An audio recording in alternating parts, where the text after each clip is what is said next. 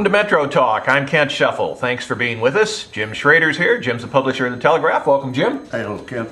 And Pat Gowan, one of the editors with the Post-Dispatch, is here as well. Welcome, Pat. Hi, Kent. Pat, Standard & Poor's has lowered the state's credit rating again. It's now been downgraded because of the pension crisis, the worst rating of any of the states in the country. Should lawmakers be concerned about that downgrade, or is it not an issue since they're planning to deal with the pension crisis this spring? Well, A, who knows when they'll really deal with it. B, everybody in the state ought to be concerned about that. I'm speaking to you today with sort of a crippled voice from a cough, but I guess that's appropriate because of the crippled circumstance of the state of Illinois. Standard & Poor's gave it an A-. The only other state with a bond rating that low is California. But Illinois is worse because Illinois is an A- with a negative outlook and California is A- with a positive outlook. And there have been some saber rattling about a possible triple B rating, which would be even worse. Why does anybody care? Well, everybody knows that the credit, personal credit, depends on your credit score. The higher your credit score, the less interest you've got to pay on a car loan, the better the rates for your credit card. Same thing with the state. The credit score is the bond rating. And Illinois is about to float about $500 million in bonds. And by the best guesstimates, the state may end up paying an extra tens of millions of dollars in interest just based on Standard & Poor's downgrading in the last few days. Could be more if it gets worse than that. The pension problem is I think we're talking, is it $7 million a day in interest on a pension deficit that is very fast approaching $100 billion, which is just an astronomical amount of money. And I don't even know how the legislature can get hold of this. Now, we're going to talk a little more about pensions later in the show, I think. But outside of not knowing really how they can get a lasso around it, I don't know how fast it will impress the credit rating agencies or the bond rating agencies once they have been lasso on it. I think it's going to be rather a while before Illinois can crawl back out of this hole, not only economically, but in the perception of its fiscal health. And as we've said here before, and I think still remains the case, the best prescription, and no one knows when that's going to happen, is a robust economic recovery to start pouring taxes back in. Jim, Standard & Poor's has lowered the state's credit rating. That's going to result in higher interest on bonds now. Is that a problem, or is it okay since the legislature is planning on dealing with the pension crisis this spring? Well, one of the AP story that I read on this downgrading from an A to an A- on this $500 million worth of bonds that they're about to issue will cost the state an additional $95 million in interest. Just that half a point adjustment in the credit rating. And as Pat pointed out, if Standard & Poor's were to go ahead and reduce the state to a triple B, before these bonds are sold, which there's indication may happen, it's going to be an additional 95. So you're talking about an additional roughly $190 million in interest on this letting of bonds. As Pat pointed out, Standard & Poor's is saying you guys can't pay your bills, and you don't seem to be worried enough about it to do anything about it. For a politician to say, well, that's not going to last because we're going to deal with pensions in this session. I think we were going to deal with pensions last session, and I think we were going to deal with them the session before that. And I think we were going to, so, Standard & Poor's, which is not beholden to the state of Illinois, is saying, show us the money and then we'll talk. But even if some meaningful legislation comes out of this General Assembly, the $96 billion hole still exists. And these bond rating companies or any other lender short of a payday loan with 27% interest compounded daily is going to look at the state and say, you can't pay your bills. And we're not going to recommend to bond purchasers that it's a good bet to buy bonds from the state of Illinois until you get your house in order. And we're a long way from having our house in order in the state of Illinois. Now, you have to take care of the Telegraph's finances. The bank doesn't get worried if you delay payments, do they? usually you can go a day or two before the phone starts ringing, and we don't have the power of taxation. I mean, as we've said so many times here before, if the state were a public or private business that has to operate by the same standards as everybody else, they'd be out of business. But because the state can and does hold the power of taxation, they can't go bankrupt. There's no court that's going to say that's okay. The state can welsh on its payments because they have the power to raise taxes and to take care of this. It almost becomes sing-song for us to talk about this $96 billion, now approaching $100 billion pension deficit.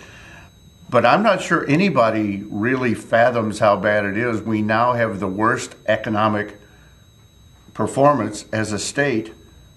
And number 2 is California, that has, 5 times the population, probably, something like that? Two, maybe two or three. Okay. But per capita, we've got a huge mess in this state, and there does not appear to be any light at the end of the tunnel. Think about how awful things are when we're worried about, what did you say, $95 million of interest Right. added on to our next bond issue. When we could better be spending that money to pay for 2 weeks of the interest on the notes $96 billion. carry the $100 billion pension fund. I mean, when that much money can be evaporated anyway in that little time, it really is a strong indication of how deep this crisis is. And that much money could have a big impact on a capital bill or spending projects around the state for human services departments, For any- whatever. Ask every school, ask everybody what that $95 million. What is about 10% of the arrearage to the schools? The state owes on the school aid formula that the local schools, they could pay about 10% of that alone with the $95 billion that's going to go back into interest. We need to take a break. We have more coming up. Hi, I'm Audrey Lucchese, and I'm from Alton, Illinois. I love music, and that's why I came to Lewis & Clark. It's been an amazing experience here at Lewis & Clark, working with students that are so talented, coming from all over the area, and they work so hard to follow their dreams. The music faculty at Lewis & Clark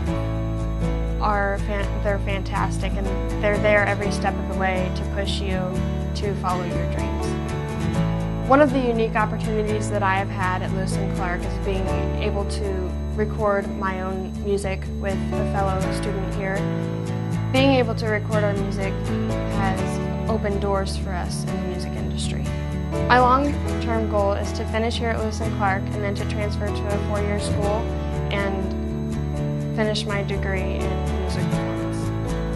I would recommend Lewis & Clark to another student because it is definitely a great place to get started and it can open so many doors for you. Up, college is hard. Down, those books are heavy. My sport is football, but my passion is education.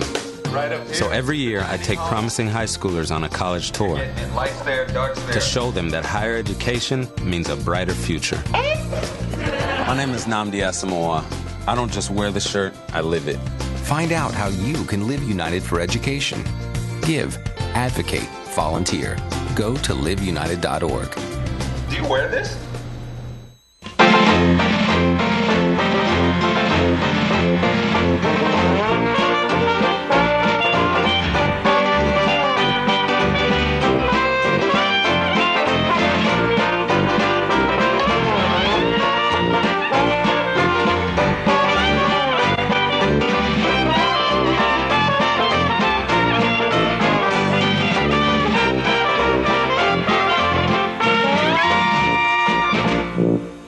You're watching Metro Talk. I'm Kent Scheffel. Pat Gowan and Jim Schrader are here. Jim, public employees unions around the state have invited Governor Quinn and the 4 legislative leaders to a summit to talk about the state's pension crisis. If you're Governor Quinn, if you're the leaders of the House and the Senate, do you go to that summit? Well, I'd go, but I think I'd go well armed. I don't think it's exactly going to be a friendly meeting necessarily. Some of the discussions that have been floated around back to the pension crisis that we talked about in the first segment is a tiered pension system for new people coming in. The state constitution says you can't change benefits for people that are already in the program. So any of the current AFSCME workers that are in the pension plan, or any of the teachers or college administrators, can't have their benefits changed. But the discussion has been that new members coming in. Well, obviously AFSCME is against that. The unions are against it. I think they realize that something has to be done, but they want to make sure that their ox is not the one that's gored. So that's why they want Madigan and Cullerton and Quinn to come in and have a little powwow. It seems to me that Treasurer Rutherford and Comptroller Judy Topeka might want to be in there too, because the other three, Quinn, Cullerton, and Madigan, have a tendency sometimes to make promises that they don't have the checkbook to keep. So I would like to see the two financial wizards in there too. My guess is that it will be a polite meeting, but neither side is really going to like what the other one has to say. Pat, the employee unions are planning a summit. They'd like for the governor and the legislative leaders to come to the summit. If you're the governor, if you're the Speaker of the House, the Senate President, do you go to that summit? I think the governor and the others owe them that. They were, at least by job title, if not individuals, the people who robbed the money in the first place. The unions put in their share of the money. The state didn't put in its share of the money. They robbed the union people and all the people under pension contracts. So yeah, I think they have an obligation to be there. How it'll ever be answered without putting some of it or maybe a lot of it back on the backs of the pensioners, I don't know. The big discussion now is, do you cap the amount of pay on which benefits can be based? Do you offer a choice between continued health care coverage as a retiree or cost of living adjustments? Is that one of the options on the table? We've already got a second tier in place for a lot of the pensioners who aren't earning what their forebears earned. So I really don't know what the answer is going to be. Some combination of these things. I think the unions are going to have to buy into it because their members are going to take a hit on this thing. And I don't think that the people who are responsible, some of whom are still in office, are being held sufficiently accountable for what went wrong. And furthermore, I don't know how a Democrat can run for re-election in the state of Illinois if they can't get this fixed now. You've got a veto-proof majority in the House of Democrats. You've got a veto-proof majority of Democrats in the Senate. You've got a Democrat for governor. You've got all the pieces in place for the Democrats, if they can solve it, to do it. And I don't know how they can possibly abdicate that responsibility. And if they don't get it done, I don't know how a Democrat looks at a Republican and says, well, the public ought to elect me over you if they don't get it done. It's just got to happen.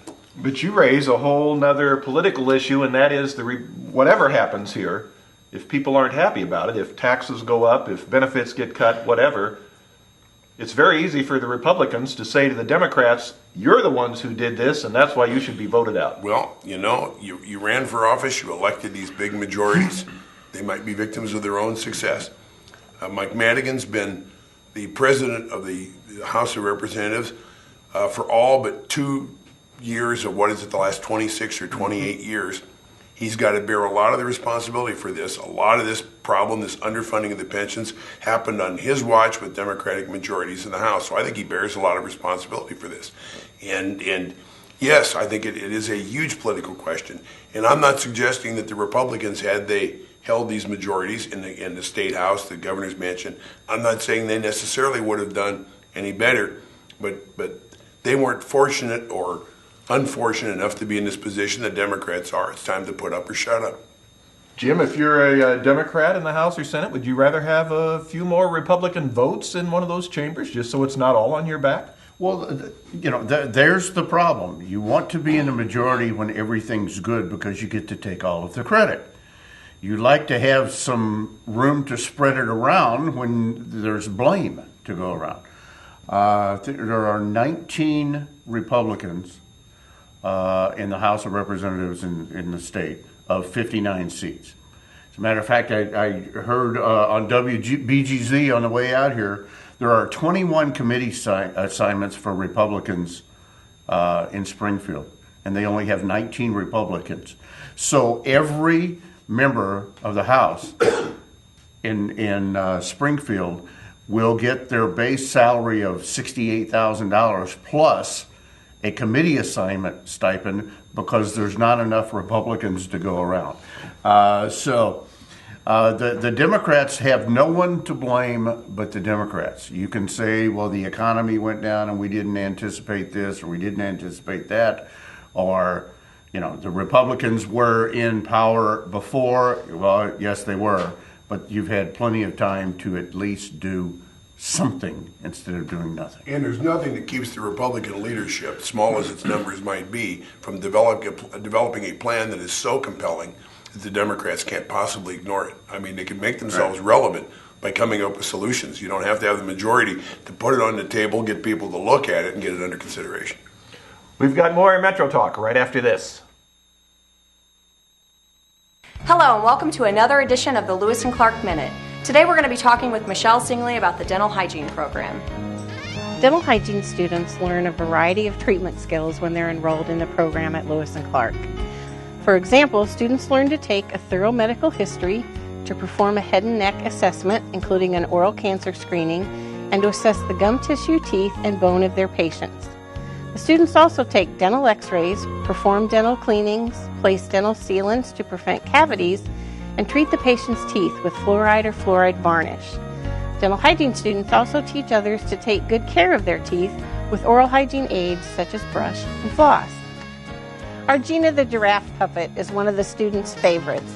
We take her out to the schools to teach the kids good oral habits. For more information about the dental hygiene program, call us at 468-4413 and you can meet Gina. This has been your Lewis and Clark Minute.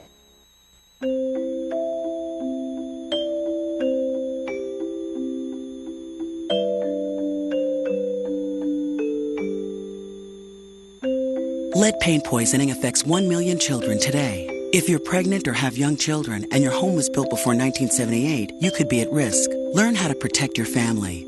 To find your home's danger zones, the health effects, or just to find help, log on to leadfreekids.org.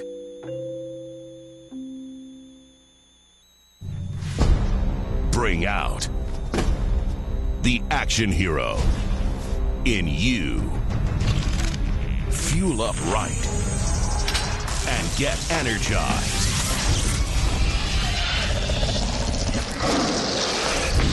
Be part of the greatest action movie ever. The first movie that puts you in the action. Show us how you train and eat like an action hero. Join in at actionheroalliance.com. You're watching Metro Talk. I'm Kent Sheffel. Pat Gowan's alongside. Jim Schrader's here. Pat, Governor Quinn has held a school safety summit as a result of the Newtown, Connecticut shootings. Is there anything we can do to make the schools safer without more money? No. I mean, not a whole lot the state can do to make things safer without money. I was at a Highland School Board meeting this week, and they were discussing security for rooms and a trick that they can use that I don't entirely understand, where they can lock doors quickly without having to buy like $500,000 worth of security locks that might work just as well for about $1 a door. I mean, it's sort of a challenge to innovation, and it sounds like they're meeting that challenge to try to do more with less money. But ultimately, it's very hard to protect a school against the kind of assault that we saw in Connecticut, and the next one may not be like that at all. And at Columbine, we had kids that went crazy. Here you had an outsider who went crazy and came in. More can be done, of course. You can lock down more rooms. You can have procedures in place to spread the word more quickly, so that, and stronger locks on room doors. I mean, there are things that can be done that districts can do step by step. But a state summit probably is a good thing to show that we care, we being Quinn, politically, that we care, but the state doesn't have any money to put in the game, so all it can really do is pat the innovators on the back and say, go for it. Jim, a school safety summit, can anything be done without more money? Well, as we editorialized over the weekend, this sounds good, and it sounds like feel good. As Pat pointed out, the governor should be there. We are doing something. But this is the same state that's not even funding schools up to the mandated formula, much less to sit around and say, we're going to develop programs for increased school security when they can't pay or are not paying the schools that they have now.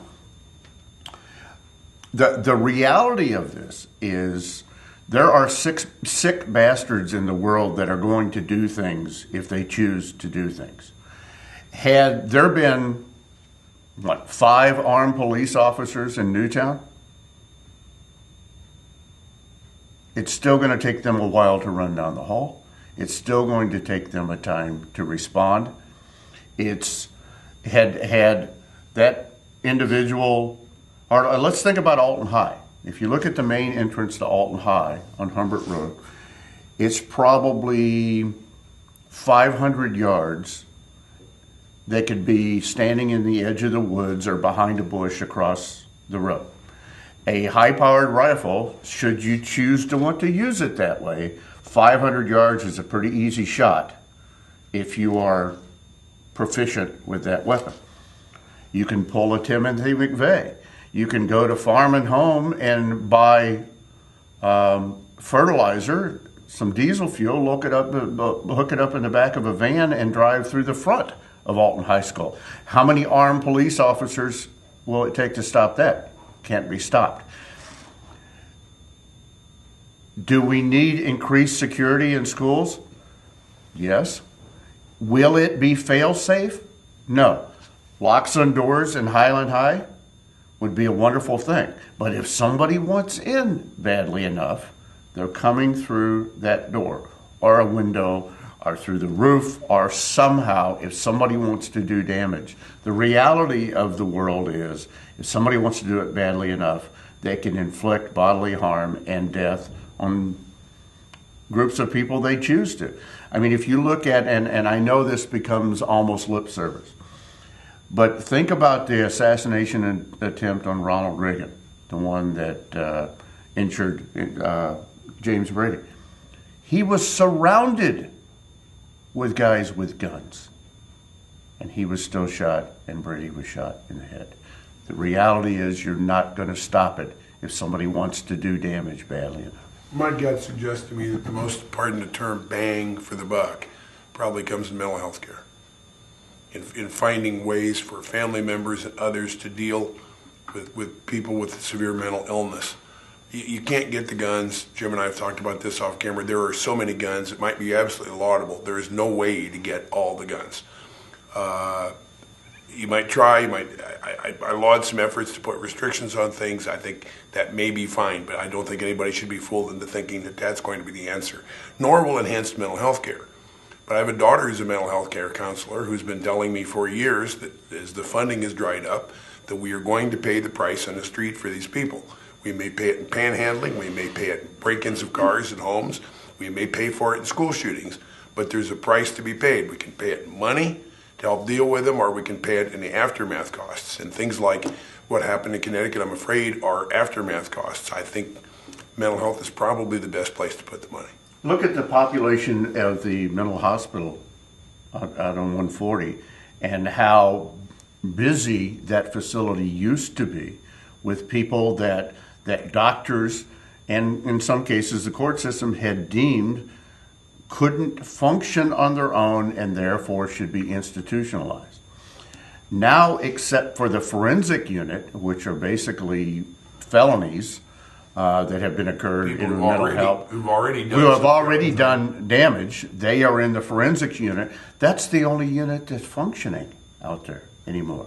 The rest of all of those people that the healthcare industry and in some cases, judges decided that for their own good and for the good of the community, they need to be institutionalized. They are now walking the streets.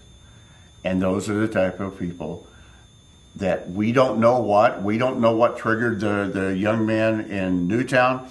We don't know what triggered Columbine. We don't know what triggered the shooter in Aurora. We'll never know with the best of mental health. But we always hear we're going to control guns because if one life is saved, it's worth it. What if any of those individuals in Aurora or Newtown or Columbine had been helped with mental health funding that has been cut? Pat, Ameren is seeking a natural gas rate increase. Is it time for Ameren to be receiving more for its natural gas? I can't tell. We have Commerce Commission to make decisions about that if they can make their case. We're almost in perpetual rate increases. I guess they got one about a year ago for the gas. This is for the delivery system, and if they get this one, the earliest I guess it could be granted is December of this year. So because of the way the process works, it feels like we're sort of in a perpetual process of considering rate increases of one sort or another. They've got to justify them, and I don't think the ordinary mortal has the capability, at least this ordinary mortal does not, to really understand where that ought to be. Jim, is it time for a rate increase for Ameren? Doesn't matter. It's going to happen, as we've talked about here before. If you need, and let's just use magic numbers, if you need 50 cents increase, we'll ask for $1.50. And then maybe the rate commission will come back to 75 cents and we'll get more than we asked for. Or maybe if we need 75 cents, we can live with 50 and we'll ask for $1.50 and may get knocked all the way back to 50. The way this works is it seems that there's a constant request for increases and then a settling for somewhat less than they initially asked for it. I suspect the exact thing's going to happen now. As Pat pointed out, the earliest it could happen would be December of 13. But my guess is that somewhere in the year of 14, they will be asking again for a rate increase on the natural gas itself, and then it becomes a leapfrog cycle of every other request. The amounts are so small, they largely fly under the radar. If this thing passes, the average homeowner is going to pay something in the realm of $2.50 to $4. I don't know how closely people watch the utility bills, but if my gas bill on a given month were $3 or $4 higher than on another month, I wouldn't think anything of that. I'd figure, well, a little colder weather or what have you, I'd shrug. I think in the end, people don't pay a lot of attention because the amounts of money aren't really very great. I mean, does anybody in this room know what we pay per therm or cubic foot of natural gas? Not a clue. Me neither.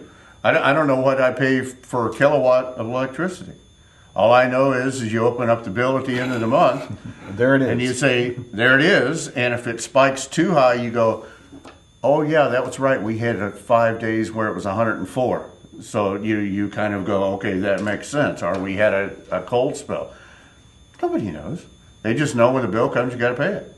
Well, if that's the case, could the state save a lot of money by streamlining this whole process and not making Ameren and the other utilities go through so much paperwork and jump so many hurdles when they apply for an increase if something's going to be done regardless? No, because we have bureaucrats that need positions, and they need to be there to help us all out. But if there weren't a process, those $3 increases might be $20 increases.